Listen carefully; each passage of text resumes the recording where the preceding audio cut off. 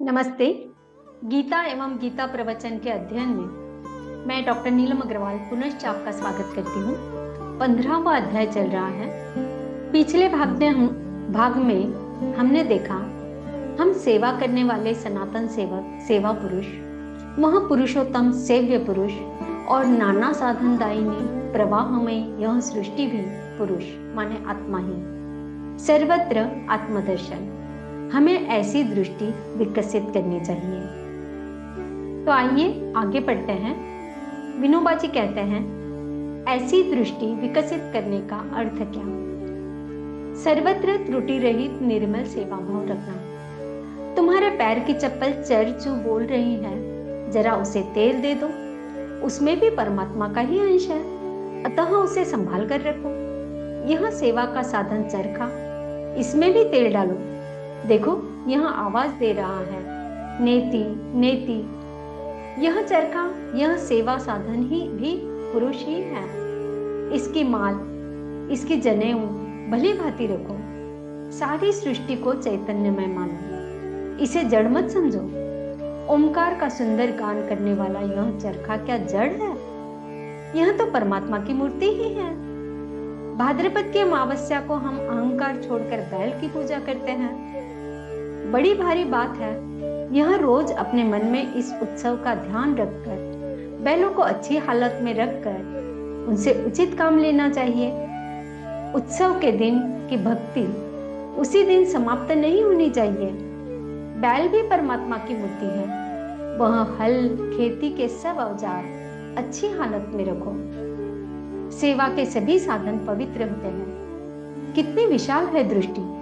पूजा करने का अर्थ यह नहीं कि गुलाल, गंधाक्षर और फूल चढ़ाएं। बर्तनों को आईने की तरह साफ सुथरा रखना बर्तनों की पूजा है। दीपक को स्वच्छ करना दीपक पूजा है। हंसिए को तेज करके घास काटने के लिए तैयार रखना उसकी पूजा है। दरवाजे का कब्जा जंग खाए तो उसे तेल लगाकर संतुष्ट कर देना उसकी पूजा है। जीवन में सर्वत्र इस दृष्टि से काम लेना चाहिए। सेवा द्रव्य उत्कृष्ट और निर्मल रखना चाहिए। सारांश यह कि मैं अक्षर पुरुष, महापुरुषोत्तम और साधन रूपी सृष्टि सब पुरुष ही है। परमात्मा ही सर्वत्र एक ही चैतन्य में होकर रम रहा है। जब यह दृष्टि आ गई, समझ लो कि हमारे सारे कर्म में ज्ञान भी आ गया। पहले कर्म में भक्ति का पूत दिया, अब ज्ञान का भी योग कर दिया, तो जीवन का एक दिव्य रसायन बन गया। गीता ने हमें अंत में अद्वैतमय सेवा के रास्ते पर ला पहुंचाया है। इस सारी सृष्टि में 3 पुरुष विद्यमान हैं। एक ही पुरुषोत्तम ने ये 3 रूप धारण किए हैं। तीनों को मिलाकर वास्तव में एक ही पुरुष है, केवल अद्वैत है। यहाँ गीता ने हमें सबसे ऊंचे शिखर पर लाकर छोड़ दिया है। कर्म, भक्ति, ज्ञान सब एक रूप हो गए। जीव, शिव, सृष्टि सब एक रूप हो गए। ज्ञानदेव ने अमृतानुभव में दृष्टांत दिया है। देव देऊळ परिवारू कीजे कोरुनी डोंगरू, तैसा भक्तीचा व्यवहारू कान हो आवा। एक ही पत्थर को कुरेद कर उसी का मंदिर, उस पत्थर में ही गड़ी हुई भगवान की मूर्ति और उसके सामने पत्थर ही भक्त, उसके पास पत्थर के ही बनाए फूल, ये सब जैसे एक ही पत्थर की चट्टान को खोद काट कर बनाते हैं। एक ही अखंड पत्थर अनेक रूपों में सजा हुआ है। वैसा ही भक्ति के व्यवहार में भी क्यों न होना चाहिए।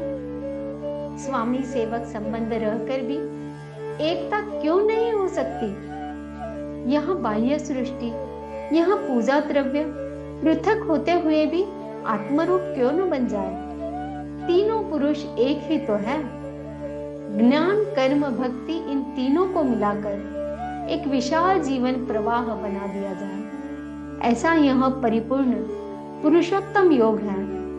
स्वामी, सेवक और सेवा द्रव्य सब एक रूप ही है।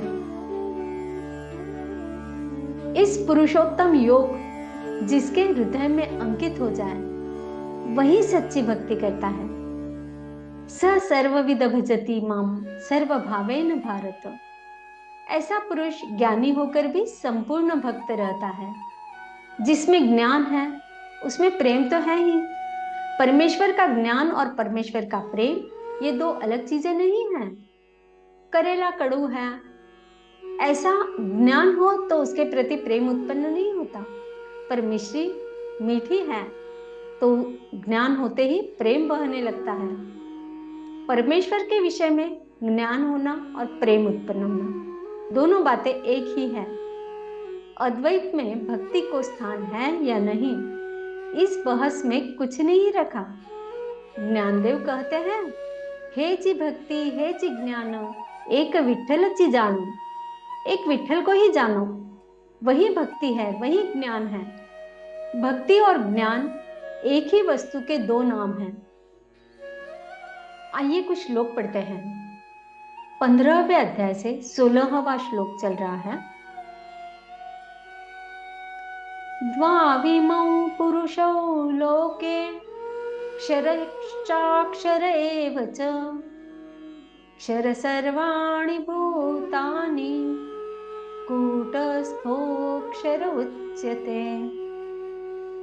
हे अर्जुन, संसार में दो प्रकार के ही जीव होते हैं, एक नाशवान क्षर और दूसरे अविनाशी अक्षर। इनमें समस्त जीवों के शरीर तो नाशवान होते हैं और समस्त जीवों की आत्मा को अविनाशी कहा जाता है। उत्तम पुरुषस्त्वन्य परमात्मेत्युदाहृत यो लोकत्रयमाविश्य बिभर्तव्यय ईश्वर। परंतु इन दोनों के अतिरिक्त एक श्रेष्ठ पुरुष है जिसे परमात्मा कहा जाता है। वह अविनाशी भगवान तीनों लोकों में प्रवेश करके भी प्राणियों का भरण पोषण करता है। श्री कृष्णार्पणम।